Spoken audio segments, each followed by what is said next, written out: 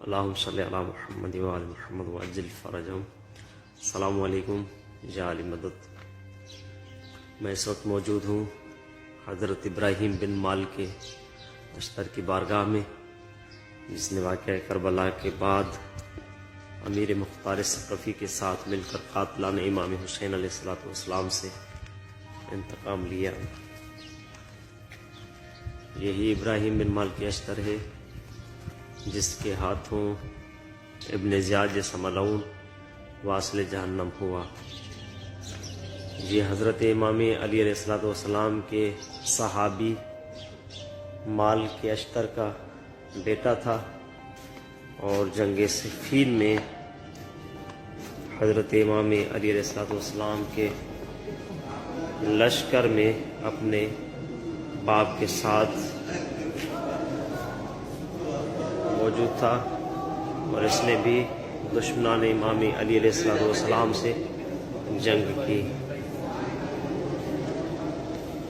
یہ قبر مبارک ہے ابراہیم بن مالک اشتر کی۔ یہ اپنے باپ مالک اشتر کی طرح بڑے شجاع اور دلیر تھے، بڑے جنگجو تھے۔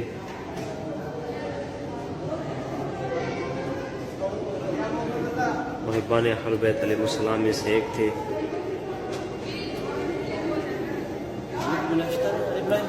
ابراہیم بن مالک اشتر جو فرزند۔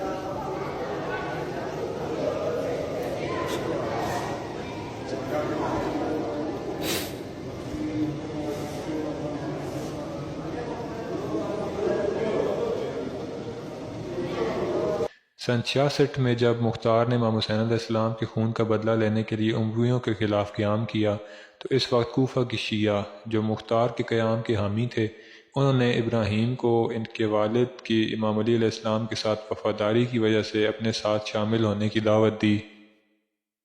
ابراہیم نے اس دعوت کو قبول کرنے کی شرط یہ رکھی کہ قیام کی فرمانروائی انہیں دی جائے، لیکن اہل تشیع نے یادآوری کرائی کہ کمانڈر کے لیے مختار ثقفی کا انتخاب ہو چکا ہے۔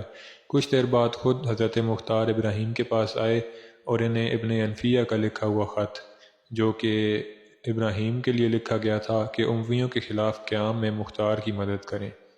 جب مختار کوفہ میں مضبوط ہو گئے تو ساتھ ساتھ کوشش کی کہ عراق کے دوسرے شہروں میں بھی امام حسین علیہ السلام کے قاتلوں سے مقابلہ کیا جائے۔ اس کے باوجود جب موصل کی عمارت ابراہیم بن مالک اشتر کو دی گئی اور اس کو عبید اللہ ابن زیاد کے ساتھ جنگ کرنے کے لیے عراق کی طرف روانہ کیا گیا، تو کچھ کوفیوں نے مختار کو کمزور سمجھ کر کوفہ میں مختار پر حملہ کر دیا۔ جلد ہی مختار نے ایک آدمی کو ابراہیم کی طرف بھیجا، اور ابراہیم فوراً واپس آئے اور حضرت مختار کے ہمراہ کوفہ کے ان علاقوں میں جہاں پہ فسادات ہو رہے تھے، ان فسادات کو ختم کیا۔ اس کے بعد ابراہیم 8,000 سے 20,000 کا لشکر لے کر ابراہیم خود ابن زیاد کے ساتھ جنگ کرنے کی نیت سے دوبارہ واپس گئے اور شہر سے باہر نکلے۔ دونوں لشکروں کے درمیان جنگ ہوئی۔ جب یہ جنگ ہو رہی تھی تو کوفہ میں ابراہیم کے قتل کی جھوٹی خبر پھیلا دی گئی، اور اس وجہ سے مختار کوفہ سے باہر آئے۔ ادھر ابراہیم کا لشکر ابن زیاد کے لشکر کو شکست دینے میں کامیاب ہو گیا۔ ابراہیم بن مالک اشتر نے اس جنگ میں عبید اللہ ابن زیاد اور کچھ دوسرے افراد جیسے حسین بن نمیر، شرجیل بن ذیلکلہ جو کہ امام حسین علیہ السلام کے قاتل تھے، ان کو اپنے ہاتھوں سے قتل کیا، اور کہا جاتا ہے کہ ان کے جنازوں کو جلا دیا گیا۔ تو یہ وہ عظیم ہستی ہیں کہ جنہوں نے حضرت مختار بن ابو عبید ثقفی کے ساتھ قیام میں شرکت کی اور قیام کے لیڈرز میں سے تھے۔